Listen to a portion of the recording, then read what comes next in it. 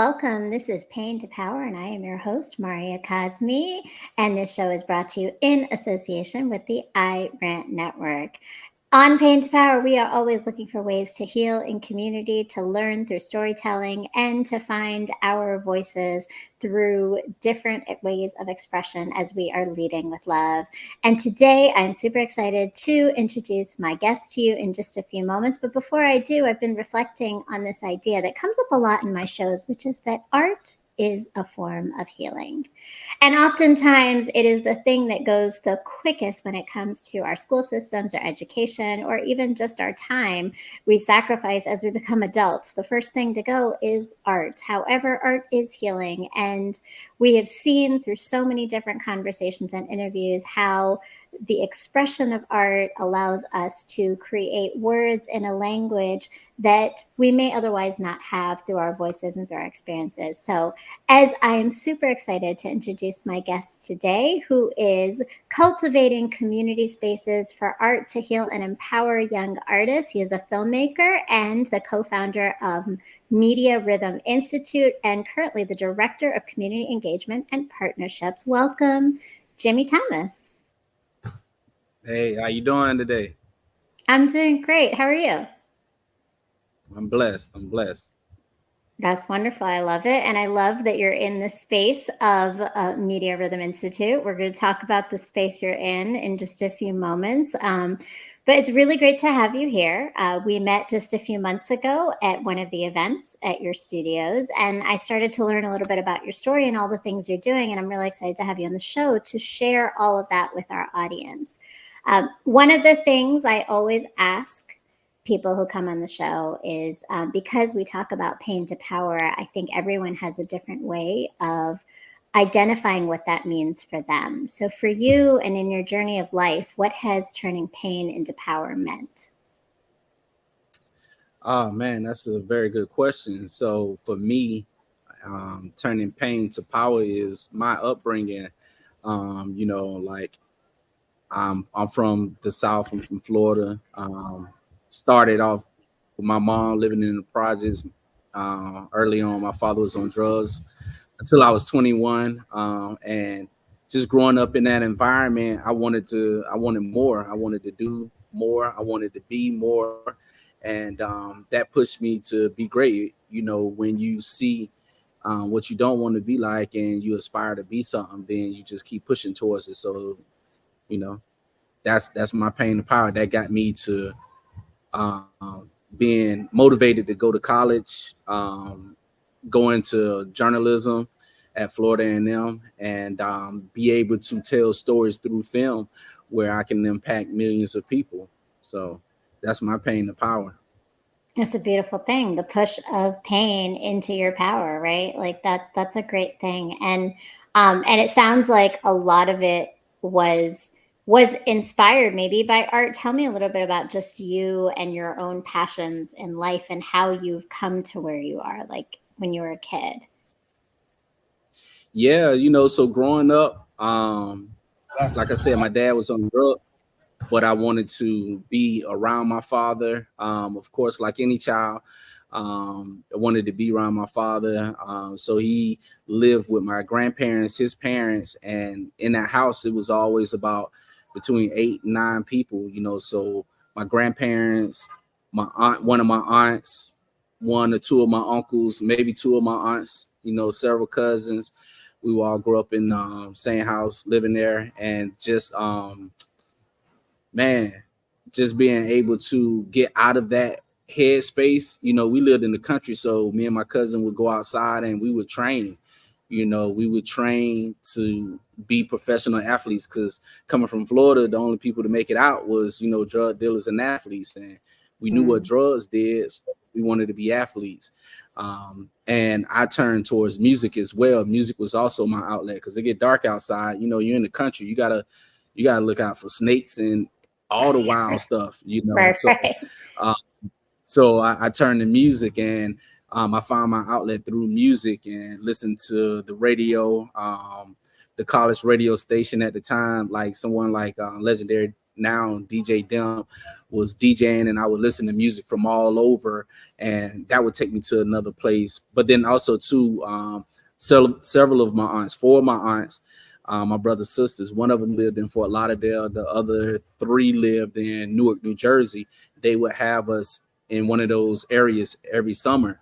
And just being able to see culture and art by living with them, and by being able to experience it sitting on the stoop in Newark, and looking at all of these different minorities, and then going to South Florida and seeing Haitians and Cubans and Jamaicans, and just a whole plethora of the melting pot, food and culture, music, and all of that. It really it gave me a different outlook on life. And I know that's the difference between me and my friends that I grew up with, being exposed to culture through music, food, and art. And food That's is art, by the way. Food is absolutely art. I love that you elevated that. Yeah, I mean, so it sounds like obviously you've been surrounded by a lot of community, family community, but probably they extended that into community. What has and what I noticed just about going to MRI studios, right? It feels like it's so centered and grounded in community. How has having community impacted you in just your understanding of yourself? Yeah, so you gotta think about it like this, right? I am from North Florida, and which is pretty much South Georgia, South Alabama, and a lot of people, like my I asked my grandmother where, um, how far back could she remember her family members, and she could just remember people picking cotton.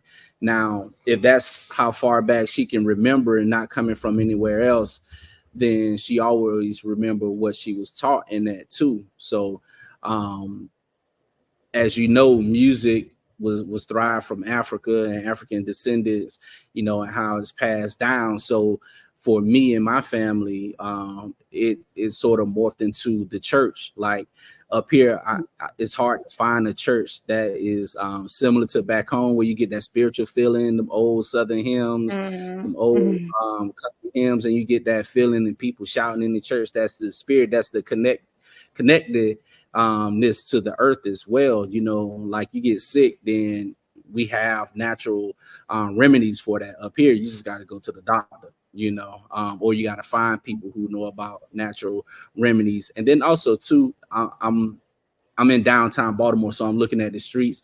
It's hard to find like places where you could go and take your shoes off and get grounded back to the earth.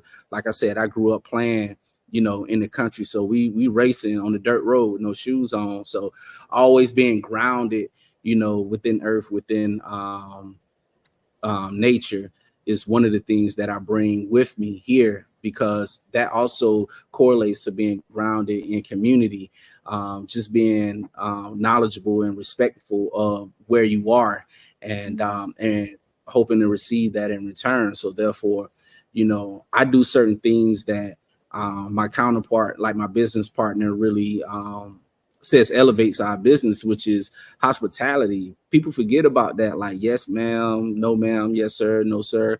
Even someone who may be around the same age as you, it's just about respect. And I'm teaching these young kids that too, as I'm out and I'm speaking and I'm greeting people. That's how I was raised. But, sometimes people get away from that when they become adults. So my upbringing definitely shines through even to my business acumen now. Well, I love that. And I mean, I think that your connection between this holistic idea of community being nature, being people, being everything, it definitely shines through. Hospitality, welcoming. Like I came the first time with my daughter, who you met, right? And I mean, it just felt like such a warm and connected space, right? Everything that you do to cultivate it, the people that you bring in, the artists, all of it is definitely a part of that, and that shows. But so, from that, right? You then went from music to film. What was that? What was that transition? I mean, what else did you do with music, and then how did you end up in film? I didn't do anything with music besides listen to it. I don't rap. I don't write music. I don't dance. The way I got into film is I wanted to be an educator, and growing up where I'm from, once again, most people that well, I didn't want to be an educator at first. I just wanted to be successful, and I stopped training. Like I said, my cousin kept training, so he ended up going to college for football. He ended up coming to the Ravens, which is how I ended up here for Mm. football. And I stopped because I ended up moving with my mom, and then at that point, I just wanted to get some money. So that's what I was doing. I was getting money, and then um, you know went downtown. So you hit the alarm. So I end up not alarm, but fire truck. So we end up figuring out life by doing what everybody else did. Started working for the Department of Education. I was working for the Commissioner of Education when I graduated high school, just as a school grad internship situation. And then that's when I learned how education worked, because Florida is most definitely a red of the red states. And I realized that the Commissioner of Education and everybody up under him, what their thought process is, how our bills for education, how things are getting moved. And it gave me a better outlook on, why education system is how it is. So I wanted to Mm. be a teacher, be able to reach back and educate young people that grew up in my communities. And at this time, I was going to junior college. And while at junior college, I was making good grades because school always been easy to me, except for math. And while in junior college, I found I had a disability in math, so I could no longer be an educator because you have to have math. And I went to FAM after that, and they asked me why, and I told them why I wanted to be an educator, which is what I just told you. And my guidance counselor was like, maybe you should look into journalism. And I was like, all right. She was like, go to colloquium. So I went to colloquium for journalism, and Professor Ritchie was like, with one TV show, you can reach 1 million people. And I was like, man, if I was a teacher, I might be able to reach 200 some kids a year, and that's if I'm coaching basketball. I play basketball. Mm. That's if I'm coaching basketball. But with one TV show, I could reach 1 million people. I was sold from there because, my mission, my hopes is for young people to see themselves in different light. And that's matriculated into, funny enough, me not only being an educator, but me creating a company that has 5 different programs, media and entertainment programs in 9 different schools. And we have at one school, we got 3 different facilitators. So, think about me wanting to be a teacher on a micro level. But God said on the macro level, nah, let me show you a little bit more and how to reach even more people. So now we got about 12 facilitators, one here today with his kids teaching dance, after hours. And so we got dance, DJing, graphic design, channel media, which is everything with the cameras, similar to what we're doing now. I rhyme, where they learn how to produce beats and write music. So we're not only creating young people um, and a way for young people to have a voice, which giving them opportunities to earn money too, because they get booked for shows and stuff. So now they see that this is a valuable and viable career path that they can do. So it's just a blessing, something I never thought that would happen. And then we move into this space where we are now, so 2021, from doing everything we was doing with MRI programs in 2017 to 2022, we're here in MRI studios, where we take the best of the best students, because we're reaching over probably about 2,500 students a year in all the schools we in. But the best of the best come here. The ones who take it real serious, the ones who really want to do this, they come here and they practice and they go hard. And then they get opportunities to get booked for shows, or their artwork is up in here and they get their artwork purchased by people. This is just this is something I couldn't even fathom in the beginning of my journey.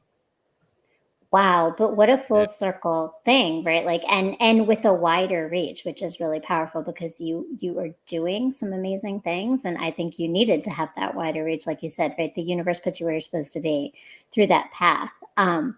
And so, I mean, your passion is definitely this space. So, tell me a little bit about um, the creation of Media Rhythm Institute. Like, what was the beginning spark to this? You talk about it as this space for creative incubator, right? So, what was it that got you to start it? yeah, so even before MRI Studios was MRI Programs, the curriculum and the facilitation of education. But before that, um, I created with another business partner, Curators of Hip Hop, where we are filmmakers and we highlight elements of hip hop internationally. So the five main elements of hip hop. And we created a documentary where we followed two artists for 4.5 years to show the grind that it takes in order to make it in the industry. And when I say make it, I mean get signed. A lot of people think when you sign to a label, you made it, but you really just took a loan.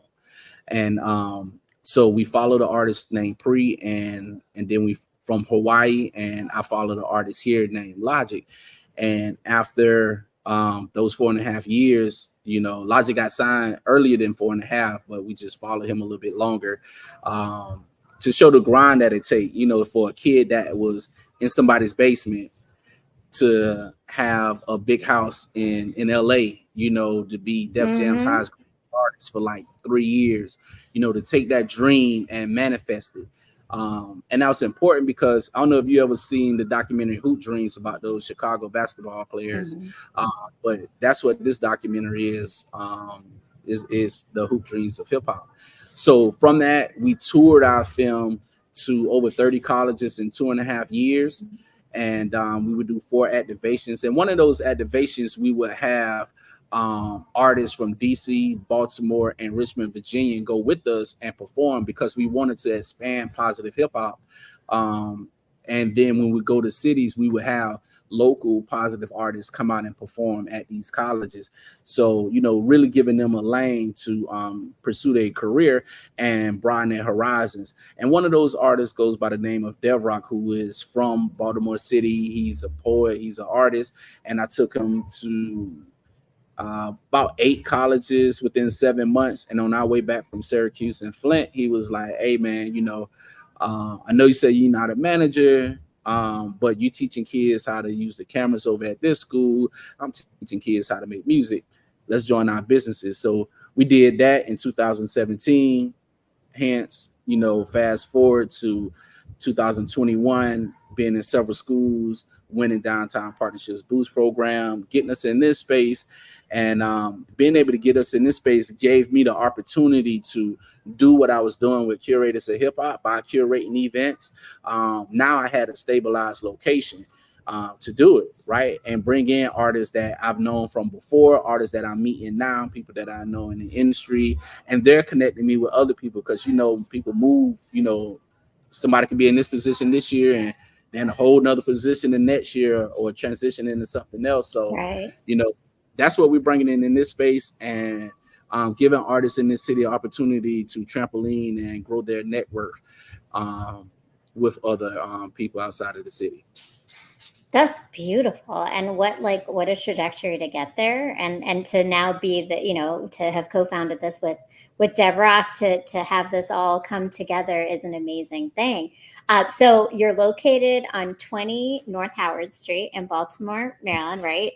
But the location in and of itself, it feels like there's a lot of intentionality of where you brought this space.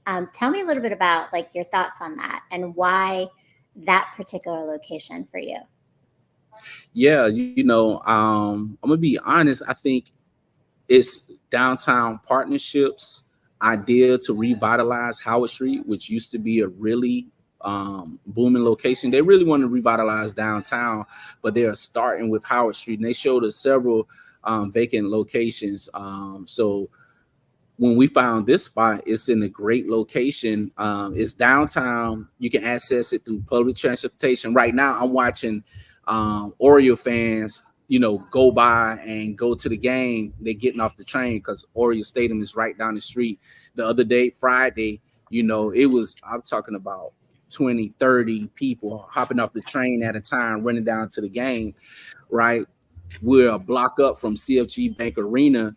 We're right around the corner from Lexington Market. Our next door neighbor is Everyman Theater. Right around the corner is the Hippodrome, right? You have all of Mhm. this art stuff going on here, but not really black art going on, and that's what we bring to the table. Baltimore has a really eclectic art scene, all different forms of art. And we want to be downtown. We want to be right here on Howard Street, help revitalize it, help bring people to the space. People are already frequenting CFG Bank Arena, they're frequenting Oriole Stadium, they're frequenting, the famous, world famous Lexington Market, Everyman Theater. And we just want to be a part of that situation. For us, this location where we are, we're going to be the heartbeat of this particular block. Yeah, you are the heartbeat, I think, right? And the beauty of it is that black owned business in the heart of Baltimore, in this area where, yeah, there's so much commuting, so many people. I remember I was there one night and I think someone had a concert and Stevie Nicks, and it was packed. It was hard to get a place to park even to get there, right? Um, Yeah. but but I think the additional pieces, but you're growing the innovation of the community too. So, like, through your space, you're building more Black owned businesses just by being who you are, by doing what you're doing. Which, like, when you think about the rapid gentrification of Baltimore, there's a lot of power in that. And that's important. And in addition, like, so one of the things I read about is that there's a real STEM focus. Can you talk a little bit about what STEM is and how STEM comes into the focus of your approach to creating the MRI studios? Yeah, we like to use the term STEAM because we got the art within that. So when you have, science, technology, engineering, art, and for us, music, but also music is math, because it Mhm. goes hand in hand. You got to be able to count bars. It's really important for our young people to understand that what we do, it directly translates and correlates to your education, right? When you learn how to count bars, you're going to learn how to do your math a little bit better. Do you need 6 bars on this, 2 bars, 8, 16? What you want to do, and you want to get it quick. You want to count the music. You want to count when the beat come in. Also, when you DJing too, you got to know when to drop the beat. You got to know how to match the BPMs. Like, all of that goes into it. Dance steps, 1, 2, 3, go, 4, 5, 6, go. All of that goes into it. And then when you're talking about writing music, now you taking, just imagine, at a school where we had people that, and this is at several schools. We're talking about Baltimore City Public Schools, right? And I love the city, but you got to think about how far that education has failed them and their families. So we've come across kids that can't even read. So they're not writing their rhymes, they're spitting their rhymes off their head. So we like, nah, do it like this. And then, as Murray or writing rhymes or whatever, we know they can't read. And then their reading level goes up because now we know this. Now we're going to pull you to the side. Look, this what this is. This what this is, and now they're more prone to try and read and try and get on the next level because music is what they love, but reading is a part of it. So it's just so much that goes into it, that people and teachers, and we have facilitators. We don't have teachers. Some teachers, they turn their nose to what we do because they don't understand it. But once they see these kids react, and once they see these kids get in line, and they don't have to worry about them messing up in their class, because who want to miss an end of the quarter showcase? Who want to Mm. have to school when everybody coming to the studio the day of the showcase, and there are people from not people, but there are families from 8 different schools in this building at the end of the quarter. You don't want to miss that. Why you want to go off on your teacher and miss coming to the showcase? You want to show out because Lakeland, they got the rappers, and then Vanguard got the dancers, and Mount Royal got the dancers. But we're going to see who did the best, who worked this hard. It's sort of like AAU basketball. That's what this is with the STEAM component. I love that though. I mean, because you're getting so many layers of pieces in there, right? It's the solidarity across differences of schools, which we know can be like that could be rival, right? There could be a lot of things there, right? And but also like that connection to community and yeah, education. Like the heaviness of that is huge and the impact. And I think just of what I said at the start, right? This idea of art being healing, it's not, it's more than that, and you're creating so much more than that. So in this process, what are some things you've learned from the students that have been in this space? Well, actually, you know what? Before we talk about that, I want you to, I'd love for you to clarify, because you said they're not teachers, they're facilitators. And I want everybody to understand, like when you say that, what it makes a facilitator in that space different than a teacher. Hey, a teacher goes to school for a certain amount of years to get certifications in order to teach a particular subject. Our facilitators are artists in the field, professional artists in the field of what they're teaching. They are facilitating things that they learn. Today, Mr. Trent is here teaching, but tomorrow he's not going to be here because he's on a tour with DTLR and Running Up Jordan. But he'll be back on Monday because they come back from Charlotte. He's facilitating what he knows. So when he tells you this is what we're doing, go to his Instagram and see if he knows what he's talking about. When I had to miss going to Barclay because I was on tour showing my documentary, it was no problem. Why? Because I'm not a teacher. I didn't go to school just to learn how to do something, to teach somebody else how to do it. No knocks to teachers and whatever. Much respect. But I'm a facilitator because this is really what I do. I really go and tour my documentary, and they paying me because I cold call 150 colleges, and 30 something call me back with a check, with several checks. That's what I do because I'm a facilitator. So I'm gonna facilitate what I do to you, young person, and believe me, you could do it too, because this is what I'm actually doing to feed my family. This is what Mr. Trent's doing to feed his family. This is what Mr. Malcolm doing to feed his family. This is what we're doing to feed our families. We are facilitating an actual skill set that we do to feed our families. And that's a huge way to show students and kids just how the opportunities are out there, right? And that they got to make them happen for themselves, but you're giving them so many tools to do that, which I love. Do you see like there's a difference in their receptiveness because of that, and like their openness to push themselves sometimes? Yeah. Yeah. It's like you know you like wearing nice stuff. Every time I see you fly, so I'm sure you can spot a fake bag. I'm sure you can spot a fake bag. When you see a real bag, you like, girl, that's nice.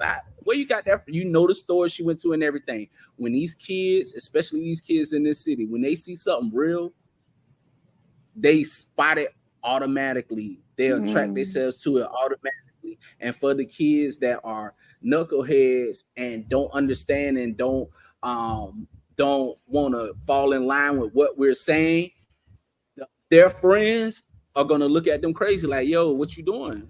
You gotta go to the other class, yo. This ain't, automatically. We don't have to do that. That's not something most of us have to do. We don't have, this is what we do, especially when they see the other kids from these other schools, then the dynamic changes immediately. That's huge. And I love that, because I think you're very right. And I would say probably that's one of the broken things of the education system, is because adults don't realize that kids spot it, right? They spot real, and they spot folks who really aren't for them, right? And oftentimes, I'm sure a lot of your kids, they come in there and what they experience at school is nothing like what they're experiencing with the adults in your space. Right, exactly. Like, we had summer camp here for the first time last year, and we didn't know how it was going to go. We put it together, and it worked out great, and it worked out great because we have a team of people who really love what they do. Our kids ended up, you've been in this space, our kids ended up doing a song with a rapper from Baltimore who's been signed to labels, who's a legend in the city when it comes to hip hop, by the name of Boss Man. And they remixed his song, which got him on, called Land of the O's. they didn't only remix his song, which he sent. He was like, and I'm sure he didn't know they was gonna do what they did when he got it back, when he got the track back. But when they remixed the song, it went from that to him throwing out the first pitch at Orioles Park, right? And not only that, our kids remixed the song. Our Channel Me Media kids wrote the treatment for a music video because then he wanted to do a music video. Dance kids end up doing the choreography for the music video. Cool. And then we went to a local film studio that's owned by someone from here from Baltimore. We Right, went to his right. and we shot it at the studio. Now think about this for some kids that didn't know each other. They homeschool, private school from the city, from the county. 3 weeks ago they just met. At the end of that 3 weeks, they made a music video, shot it at a studio, and the next weekend we all went to Orioles Stadium, saw the person that they did the song with throw out the first pitch, get their video on YouTube, get a whole bunch of views, and this is something that they created out of their mind. So when you tell a child, not, hey, stop doing that, you too loud, sit down. When you stop saying that and you say, hey, look, no, there's no silly ideas, throw it out there, let's do it, and then they understand like, oh no, they really mean that, and no, go harder. I was just listening to the instructor, and he was telling the girls, he was like, hey, this Baltimore, you need to go harder. You need to show attitude. You need to show grit in that dance. I get that. I love that, really, because And kids love that, but kids love push. They need push and care at the same time. Yes. It's Everybody not can't about get a trophy. pity.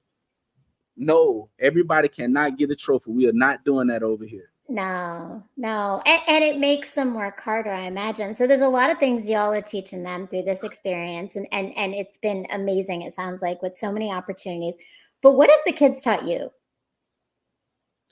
Yo, listen, when you think you're creative and you want to be more creative, work with some kids.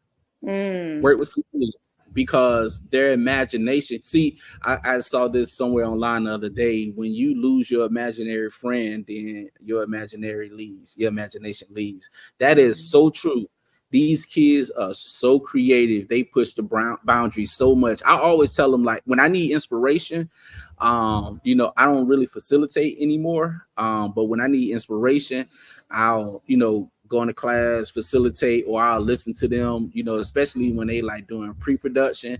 I can't wait to see what they think. I'll be like, ooh, I ain't never seen that before, and I watch all types of documentaries. I love documentaries, but man, they taught me a lot. They taught me patience. I would say that, I have kids on my own, but it's different when you have kids that, real talk, you can't put your hands on, and they showing out. You really got to show patience, and that patience come with love, because they see that they wasn't having a good day, and tomorrow when they come in, yesterday was their bad day, today is not their bad day, and Mr. Thomas is not, treating it like it was yesterday. It's a whole new day, fresh, and then at the end of that day, they apologize, and that's something that I learned, as well, working with these kids. They are creative, they are forgiving, they are humans just like us. You were once a kid. Don't forget you were once a kid, and the mistakes that you made. Yeah, no, and that's, I mean, a lot of adults in their lives have, right? A lot of the adults don't recognize that. And when adults lose all those things, we then impose that on kids sometimes, right? So yeah, like like I was saying at the beginning, I think honestly, like even as adults, we got to stay creative. We got to stay in that art space, because we give that up so quickly. So as all this has been happening, you have been working with schools also. You said 8 different schools in Baltimore County and City? No, we in 9 schools in Baltimore City. 9 schools in Baltimore City. Schools. And you specifically are actually director of community engagement and partnership. So you have a lot of relationships with them. Have you seen an impact in the schools shifting or changing anything, seeing the success of your program, seeing how kids are impacted? Like, is there any like overflow into school? For sure, yeah, because we facilitate in the schools. We're like a resource class. So like I said, you don't want to be in one of our programs, and then your teacher having to come and tell like a Miss K, hey, such and such is cutting up. I don't think they should perform. Now we got to have a real conversation. It's like your parent at school. We're also your coach and stuff, but it's different with us because we do dope stuff. Like we really do. Right. We're year round. Basketball is seasonal. Football is seasonal. We're year round, so you don't want to disappoint, your particular coach or whatever field that you in with us. It definitely correlates to where one of the schools that we in South Baltimore, doing really well. Got a big love for them. We're actually doing a men's event just to get more dads to come out this weekend. So we're doing like a men's workout this weekend, and we're gonna figure some other things out to get more men involved in the schools. But their principal was in charge of turning around that whole another school. So then that got us in another school, which is right around the corner from there, and we're building community there as well. We just got a mural done. So when you were here, Pablo did the painting on the stage. He went over there, and we had him to go over there. That's the way we got our artists into the schools. Go over there, and he did a whole mural in the gym, talked to the kids, got their ideas, and man, it's just amazing. But not only that, we got 3 facilitators. The one that's in here right now, he facilitates dance. Then we got Channel Me Media over there, and then we got our rhyme over there, because what we really do, to be honest with you, is we give kids a voice. That's what we really do. And you never know how kids, want to express themselves. So at that particular school, right, we didn't have dance our first year there. And it was one kid that really didn't like our DJing program or our Channel Me Media program. And he's in high school, and now he works for us. He was like, he was respectful, but he was a product of his environment at the school. So now he works for us, and it's funny when I'm in here, he'll hit us up on Instagram and be like, hey, I'm coming down to practice today. Like last week, I'm hitting you up because I want to come down to practice because we got a gig on Tuesday. So now he's going out gigging. He got a birthday party to dance at with his dance crew that are made up by, once again, Mr. Trent, who's teaching at these schools, facilitating at these schools dance. And this kid, when he was in middle school, was sort of a knucklehead, but he was respectful and proud of his environment. And now this will be the second year that he works for us here. And I think he's in 10th grade. Wow. So, but he's gigging. He's doing this stuff, right? Like it's more than a voice. It's the empowerment, right? It's the voice and the tools to be empowered to just create their own stuff, to do their own things, to take that ownership. And obviously, right, it's community, and you talk about community so much. And I think one of the things schools often struggle with in the education system is engaging parents and things. I mean, it sounds like that's not an issue for you, but tell me, like, what is that layer of, like, now you not just the students and the facilitators, but you got their families too, right? What's that been like, having this whole full circle? I'm gonna tell a secret. I think everybody should understand this. If you can get the parents on your side, everything is going to be so much easier. Don't let your first phone, this is what I tell all my facilitators, don't let your first phone call home be, hey, Billy was cussing me out today doing this and that. Can you, no, who are you? You got to understand, these parents got jobs, they got other kids, they had their kids all summer. It's your turn now. They know their kid, but why are you calling them saying that Billy is cussing him out? No, this is what I implore every facilitator, every educator to do. Get the parents on your side early. Call as soon as you get your kids, who in your class, call, let them know, hey, look, I'm Mr. Thomas. I teach Channel Me Media here at Westport. And what Channel Me Media is, we teaching your son, Billy, how to use the camera, podcasting, videos, whatever his skill set is. Do you know how to use the camera? Have you ever used the camera before?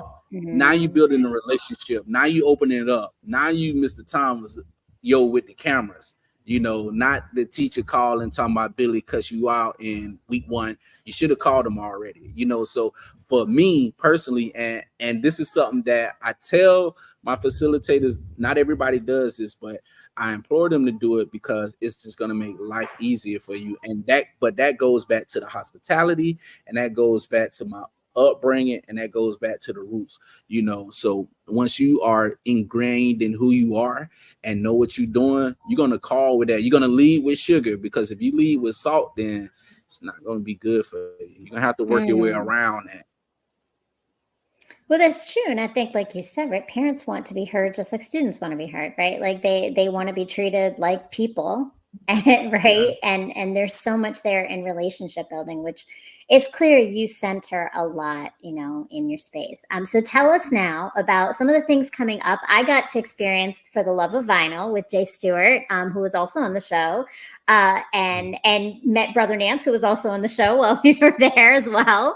But you've had a lot of different events, and is that some Sterling Hopkins work that I see behind you, or is that Yeah, you got Sterling work behind me right now. So okay? currently we have up the Hip Hop 50 exhibition, which is open until the 26th of this month. April 26th is the closing. So you got a few days left to come out. You can go to our Instagram. You could go to Eventbrite for the closing ceremony. And the artwork is for sale. So you got Sterling work up right here, his Hip Hop 50, and the exhibition is Hip Hop 50 and beyond. We also have Akio Evans, who made some shoes for HBO's We Own the City, which was in the show, but they cut out the particular scene because I guess the powers that be didn't want the scene of the people stumping on the police car, which really happened in the show. But we have the shoes from that scene. Then we have what else we got? We got my man Sonny Original. He is the Beyond. He's an illustrator. Once again, this is his first exhibition. He is a recent graduate of Maryland Eastern Shore. He's a Baltimore public school educated kid, and he just graduated. He just got back home. And when I saw his work, and matter of fact, I saw his work because I was at one of our schools, and his sister is a PE coach there, and she was like, "Hey, my brother is an illustrator. He just graduated. He need to meet y'all. I don't know if he need to work with y'all, but he need to meet y'all." So I called him. He came down that day, and now he has his first exhibition up in here. And he also designed Curators of Hip Hop 2024 collection as well. He's just that dope. So you get to see Yeah. work from artists that you may not normally see, but you'll be able to come in this space, enjoy the art. If you want some of the art, buy the art, purchase the art, support the artist, because it's very affordable right now. 2, 3, 4 years from now is the value is going up on this particular artwork and their artwork that they'll be creating. Then we have Polish Your Piece on the 25th. It's a writing workshop, and Polish Your Piece is done by my business partner. This one will be hosted by Truth the Poet, and she's a local Baltimore legend doing events, poet, but she's interviewing a writer who's coming up from, I forgot what state they're coming up from, but it's a writing workshop. So if you're a writer, come out on the 25th, and that's also on Media Rhythm Institute's Eventbrite. Come out on the 25th. It's a writing workshop. You have a good time. You'll be given prompts. It's almost like class, but you're gonna be given prompts. You're gonna write something that day, Mm-hmm. and it's like a family affair. What else? We got so much stuff coming up. Just follow us on MRI Programs. MRI.studios is where we are. MRI.programs is the Instagram. For our youth component. MRI.studios is where we are right now. We got Black Brew Movement coming on the 27th. So the 25th, 26th, and 27th of this month is packed. On the 27th of this month, we have the Black Brew Movement. So it is accumulation of Black brewers. So if you like Oh, beer, you cool. want to try Yeah, yeah. beer, come on out. And the 27th is the new exhibition that's going up. So you come out, meet some Black brewers, get some Black beer, and enjoy yourself. Enjoy yourself. I That's what love we it. got. There's so much going on. And all the links to MRI and all of the things that are happening there are in the right below. So make sure you hit that and you look at all the links and you check out all of the events that are coming up. Do not miss them. I'm telling you, it's a vibe, it's a space, everything about it. It really is welcoming, and everything that Jimmie's saying is the truth for certain. And please make sure, if you haven't done it yet, you like and you subscribe to the channel. You go follow Jimmie for everything. Jimmie, this has been awesome. Thank you so much for all you're doing, and for all of the different programs and the opportunity. It sounds like some of those programs are for adults. So you've got your facilitation and things for students and youth, but those things like the Polish Your Piece, those are for adults to come and experience the space too. So Polish Your Piece, kids come out to that as well. And that's a great thing. Imagine you coming, you bringing your daughter out to Polish Your Piece. And have you ever seen your daughter write anything? Yeah, she loves to write. I can tell, because I know she's observant. So I know She she's some type of artist. She's very observant. She was in here watching everything that was going on. But people find out that their kids are more creative than they thought they were when they come to something like that. And then when you're given the prompts, you're writing your own, they're writing their own, and then they get on the stage, So yeah, I so love that's that. What Polish a great Piece way to connect with your kid too, right? for To have sure. that kind of experience. That's amazing. Yeah, definitely. Yeah. I will have to check it out. And anybody else, if you're in Baltimore or just come out to Baltimore, and experience it for certain, you have to go and see it all. Thank you so much, Jimmie, for your time today. This has been amazing. We've learned so much. Thank you to the iRant Network and to Geologic, Mr. M. Thanks to all our supporters who are watching our broadcast today. Again, please make sure you like, share a comment. If something resonated with you, you got a thought for Jimmie, share it in the comments. Please make sure and subscribe to this channel by hitting the bell so that you get all of the notifications for the show. We are Pain to Power, featured every Sunday at 9 p.m. with new dynamic guests sharing their stories of how they are healing community and learning tools to be able to grow and continue to find our voices and come back to ourselves. So art is healing, and Jimmie and MRI Studios has created a space for healing and empowerment for our youth, through all of the different ways of STEAM. So thank you so much again, Jimmie. And if you haven't done it yet, please make sure, I don't know, Jimmie, do you have a Roku TV? No, we don't have a Roku TV, not yet. All right, well, make sure you get one, because when you do, you got to download the channel for the iRant Network. We have a channel on there, and there is a station called BGI TV, so you can see all of episodes of Pain to Power featured, as well as lots of other hosts of shows on the network that are doing transformational things. So We'll do. Thank you so much. It's been an amazing conversation, and I'll see you again next week on Sunday at 9 p.m. on Brown Girl Interrupting on YouTube. And please make sure you also go check out my website for writing, because I am a writer and an artist, just in a different venue. So thank you so much. Thank Peace. you for having me. Thank you Love for and having light. Thanks, Jimmie. me. Peace.